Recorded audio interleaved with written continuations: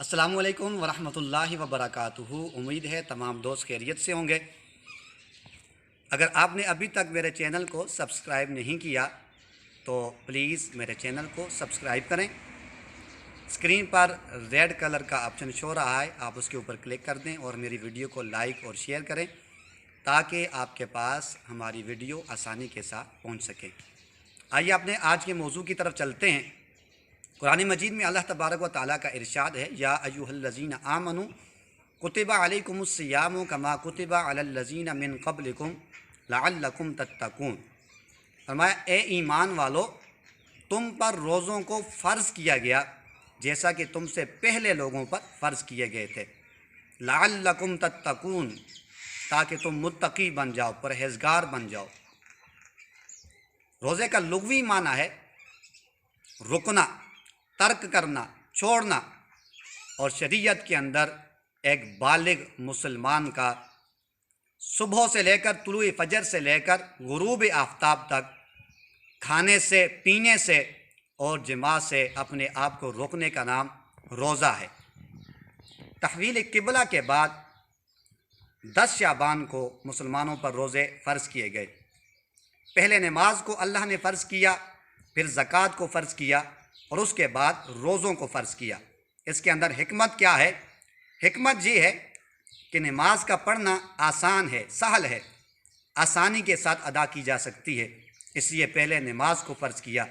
اس کے بعد زکوٰۃ کا مرحلہ آتا ہے تو یہ تھوڑا نماز سے مشکل مرحلہ ہے، کیونکہ انسان اپنے مال کو اپنی ملکیت سے نکالتا ہے، تو اللہ نے بتدریج احکام نازل کیے۔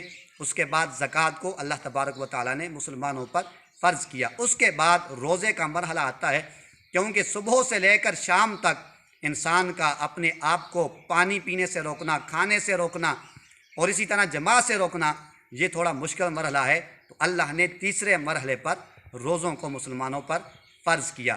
پھر اللہ نے یہ ارشاد فرمایا کہ لعلکم تتقون، یعنی انسان اگر کھاتا نہیں ہے، پیتا نہیں ہے، اس کا فائدہ اللہ تبارک و تعالیٰ کو نہیں ہے، اس کا فائدہ بندے کو، تاکہ بندہ متقی بن جائے، پرہیزگار بن جائے، دل کے اندر اللہ کا خوف آ جائے، بندہ پرہیزگار اور متقی بن جائے، تو روزے کا مقصد انسان کو حاصل ہو جاتا ہے۔ اب یہ ہے روزے کا مقصد کہ انسان برائی سے رک جائے، بولنے سے پہلے انسان سوچے کہ میں بولتا ہوں، اس سے میرا رب راضی ہوگا یا ناراض ہوگا۔ اگر اس کا رب راضی ہے تو وہ بولتا ہے۔ اسی طرح اگر وہ کسی چیز کو سنتا ہے تو پھر وہ سوچے کہ اس چیز کو سننے سے میرا رب مجھ سے راضی ہوتا ہے یا ناراض ہوتا ہے۔ معزز دوستو، تو پھر وہ اسی چیز کو سنے گا جس سے اس کا رب راضی ہوتا ہے، اور وہ اپنا قدم جب اٹھائے گا تو یہ سوچے گا کہ میں قدم کس طرف اٹھا رہا ہوں، جس طرف میں جا رہا ہوں میرا رب اس طرف جانے سے راضی ہے کہ نہیں۔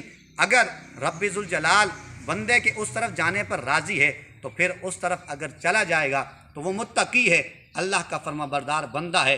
روزے کا یہی مقصد ہے کہ ہماری آنکھیں محفوظ بن جائیں، ہمارے کان محفوظ بن جائیں، ہمارے کانوں کے اندر کوئی ایسی بات نہ جائے جس سے اللہ ناراض ہوتا ہے، آنکھوں سے کوئی ایسا منظر نہ دیکھیں جس سے اللہ اور اس کا رسول ناراض ہوتا ہے، ہمارے ہاتھ اس طرف نہ بڑھیں جس طرف بڑھنے پر اللہ اور اس کا رسول ناراض ہوتا ہے۔